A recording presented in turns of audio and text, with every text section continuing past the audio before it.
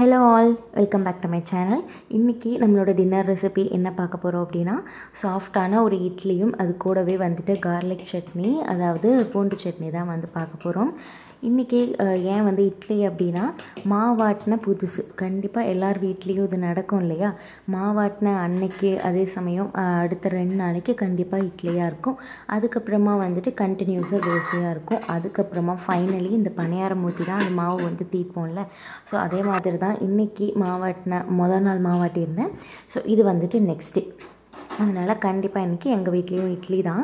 சரி, சாஃப்டான இட்லிக்கு என்ன சட்னி பண்ணலாம் அப்படின்னு பார்க்கும்போது வீட்டில் வந்து பூண்டு அதிகமாக இருந்துச்சு. சரி, ஓகே அப்படின்னு சொல்லிட்டு பூண்டு சட்னி தான் இன்றைக்கி வந்துட்டு பிளான் பண்ணியிருக்கேன். அதோட ரெசிபி வந்து ஷேர் பண்ணியிருக்கேன். இட்லி மாவில் பார்த்தீங்க அப்படின்னா எப்போவுமே கல்லுப்பு போட்டு கரைப்பேன். பட் இந்த தடவை கல்லுப்பு போட்டு கரைக்கலை. ரீசன் என்ன அப்படின்னா, நான் என்னை கண்டினியூஸாக ஃபாலோ பண்ணுறவங்களுக்கு தெரியும். நான் ஒரு 2 வீடியோஸ் பேக் வந்துட்டு சொல்லியிருந்தேன், இது மாதிரி பிபி பர்சன்ஸ் எல்லாம் எந்த மாதிரி ஃபுட் எடுத்துக்கணும் அப்படின்னு.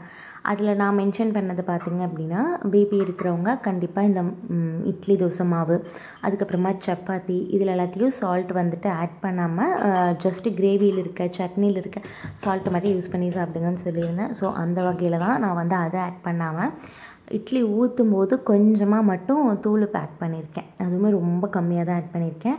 அப்படின்னா எங்கள் வீட்டில் யாருக்கு பிபி அப்படின்னு பார்த்தீங்கன்னா, அம்மாவுக்கு வந்துட்டு பிபி கொஞ்சம் ஹையாக இருக்குன்னு சொல்லிட்டு அன்றைக்கி டெஸ்ட் எடுக்கும்போது சொல்லியிருந்தாங்க. அதனால் சால்ட் லெவல் வந்துட்டு கொஞ்சம் கொஞ்சமாக குறைச்சாச்சு. ஸோ இந்த வீடியோவில் பார்த்தாலே தெரிஞ்சிருக்கும், நான் வந்துட்டு ரொம்ப கம்மியான அளவில் இவ்வளோ பெரிய வெசலில் இருக்க மாவுக்கு ரொம்ப கம்மியாக தான் வந்துட்டு தூளுப்பு ஆட் பண்ணியிருப்பேன். ஸோ ஃபஸ்ட்டு வந்துட்டு இட்லியை ஊற்றி வச்சுட்டு அதுக்கப்புறமா தான் கார்லிக் சட்னி வந்து செஞ்சுருந்தேன். இதுக்கு கண்டிப்பாக சின்ன வெங்காயம் தான் போடணும், பெரிய வெங்காயம் அவ்வளோ டேஸ்ட்டாக இருக்காது. ஸோ நான் வந்து பார்த்திங்க அப்படின்னா ஒரு 7-8 வெங்காயம் போல் வந்து உரித்து எடுத்துக்கிட்டேன். இன்றைக்கி வந்துட்டு பூண்டு உரிக்கிற வேலை இல்லை, ஏன்னா பாட்டி ஊருக்கு வந்துட்டு போயிருந்தாங்க. ஸோ அவங்க வந்துட்டு பூண்டெல்லாம் வந்துட்டு கம்ப்ளீட்டாக உரித்து வச்சுருந்தாங்க. சின்ன வெங்காயமும் உரித்து வச்சுருந்தாங்க. பட் சின்ன வெங்காயம் காலி ஆகிடுச்சு. ஸோ அதனால் ஒரு 10 வெங்காயம் போல் உரிச்சிக்கிட்டேன். பூண்டு வந்து உரிச்சதும் இருந்தது. ஸோ இப்போ நம்மளோட இட்லியுமே ஒரு 20 மினிட்ஸ் வந்ததுக்கப்புறம் சாஃப்டாக ரெடி ஆகிடுச்சு. இப்போ வாங்க கார்லிக் சட்னியோட ரெசிபி பார்க்கலாம். இந்த ரெசிபிக்கு ஃபஸ்ட்டு அடுப்பில் கடாய் வச்சுக்கோங்க. கூடவே கடலெண்ணெய் வந்து ஆட் பண்ணிக்கோங்க. கடலெண்ணெய் அப்படின்னா ரீஃபைண்ட் ஆயில் கூட ஆட் பண்ணிக்கலாம். ஸோ எண்ணெய் காஞ்சதுக்கப்புறமா நம்மளோட சின்ன வெங்காயம் ஆட் பண்ணி நல்லா வந்து வதக்கி விட்டுக்கோங்க. இது கூடவே நம்ம உரித்து வச்சுருக்க பூண்டு, அதாவது இது பார்த்திங்க அப்படின்னா ஒரு 4லேருந்து 5 கட்டி பூண்டு வந்து இருக்கும். அப்போ தான் டேஸ்ட்டாக இருக்கும். ஸோ இது கூடவே கொஞ்சமாக உப்பு போட்டு நல்லா வதக்கிக்கோங்க. வதங்கினதுக்கப்புறமா 2 வரமிளகா, கொஞ்சமாக புளி ஆட் பண்ணி நல்லா வதக்கி விட்டுட்டு ஆறுனதுக்கப்புறமா நம்ம வந்து இதை அரைச்சி ரெடி பண்ணிக்கலாம்.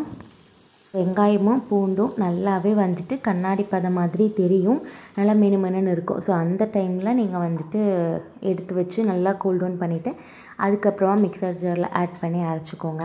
நல்லாவே நைஸாக அரைச்சிக்கோங்க. சப்போஸ் உங்களுக்கு தொக்கு மாதிரி கன்சிஸ்டன்சி வேணும் அப்படின்னா நீங்கள் வந்துட்டு கொஞ்சம் குறைன்னு எடுத்துக்கலாம். பட் நான் இன்றைக்கி ரொம்ப நல்லாவே மையாக தான் அரைச்சிருக்கேன்.